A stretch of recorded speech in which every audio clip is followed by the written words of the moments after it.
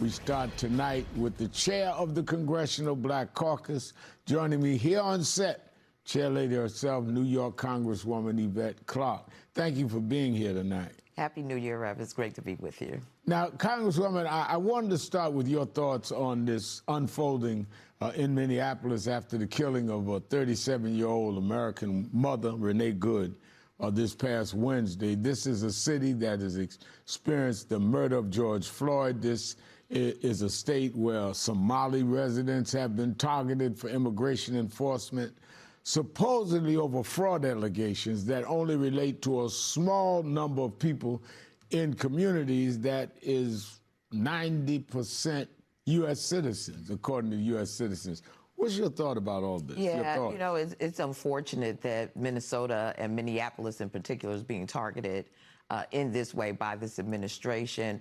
But it has been demonstrated by this administration that they're going to go full force into what they consider to be blue states, blue cities, to be extremely disruptive, to press on with their anti-immigrant agenda. And unfortunately, it's turned deadly in Minnesota. Now, three of your colleagues from Minnesota, Congresswoman Ilhan Omar, Kelly Morrison, and Angie Craig, were blocked from entering an ICE facility yesterday to check on detainees. In court proceedings, we learned Homeland Security Secretary Kristi Noem had quietly ordered last week that lawmakers must seek a full week's advance notice to conduct oversight. Is this legal? Is this a legal order? What can Congress do about these restrictions that the administration is seeking to place on you now and in the future? Well, it's illegal. First of all, you know, the courts have already ruled that members of Congress must be able to do their job unfettered. And our policies indicate that we actually have the authority to show up at any detention center unannounced and be afforded a tour and whatever information we need to conduct our oversight. So, you know, these folks continue to make things up as they go along. They will lie. They will impose all manner of obstacles to have their way. And that's all that Kristi Noem is doing, because she has no authorization and certainly no legal leg to stand on. Now, a top Trump economic advisor told CNBC Friday the White House is ready to deploy alternative measures if the Supreme Court strikes down his tariff policy, which we mentioned at the top could happen as early as Wednesday.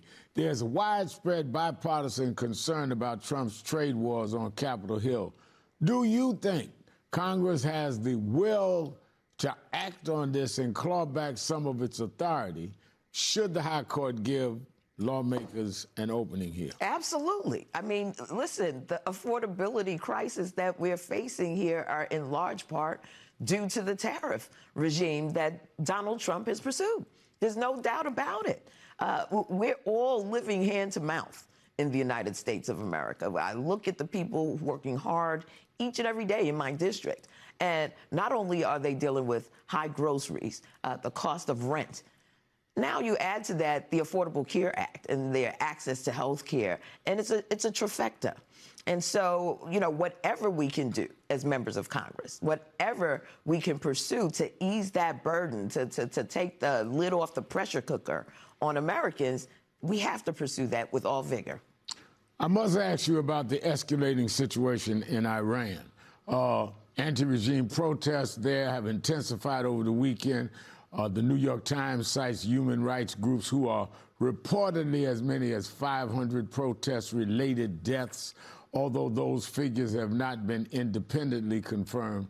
The Trump administration is reportedly examining options for a military strike, even as it is still dealing with the fallout of their Operation to oust Maduro from Venezuela 8 days ago.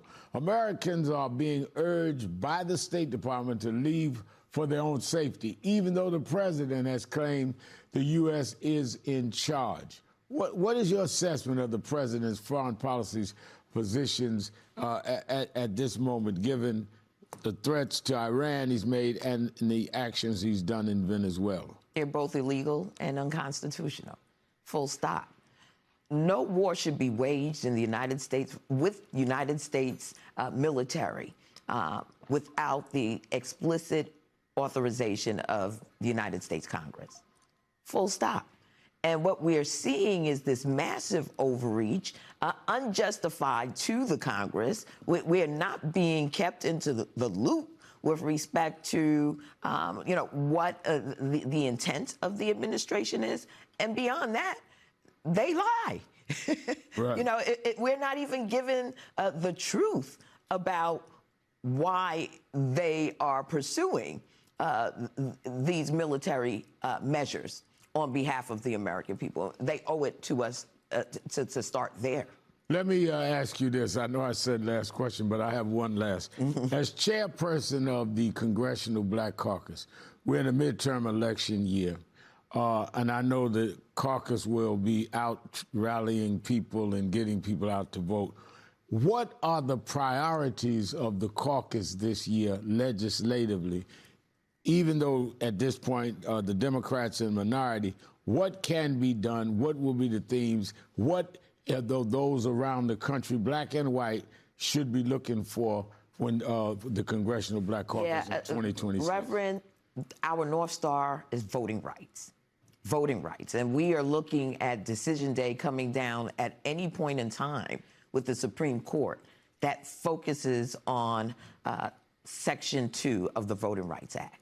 We have to be prepared. We have to educate people across this nation what the demise of the Voting Rights Act means in a democracy. Because Section 2, this is not just about the congressional district. That's right. Of Cleo Fields, one of your colleagues in Louisiana. This is about the entire bill could be absolutely nullified. Absolutely. We talked about the Affordable Care Act, health care. People are seeing their premium spike right as we speak. We need the Senate to act on this immediately. And so we're applying pressure, and we're asking all of our people to do so. And tied to that is the affordability crisis. Our people are really suffering under the weight. Energy costs have gone up. Grocery costs have gone up. Shelter, housing has been astronomical. You add that to health care, and again, the focus on what we need to do to navigate the American people, particularly black communities that have been the brunt of anti-blackness coming out of this administration, from historic erasure of our presence and our prominence in civil society. You add that to what has happened in terms of the job market and the shedding of jobs and black women in particular being targeted in this space.